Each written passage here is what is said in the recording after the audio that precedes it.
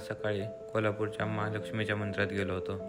तिथे महालक्ष्मीचं दर्शन घेऊन तिथून आम्ही निघालो ऐतिहासिक व अप्रतिम ठिकाणी म्हणजेच कोपेश्वर मंदिर खिद्रापूर येथे.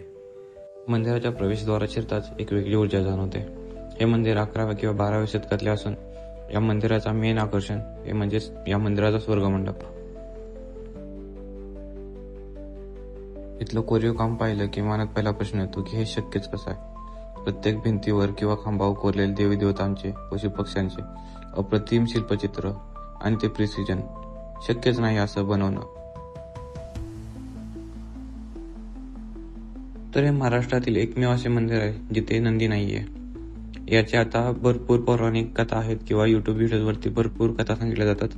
त्यातीलच एक इंटरेस्टिंग कथा म्हणजे जेव्हा शिव पार्वती व ते रागवले होते त्यावेळी नंदी सुद्धा त्यांच्यासोबत आला नव्हता, अशी कथा प्रचलित आहे.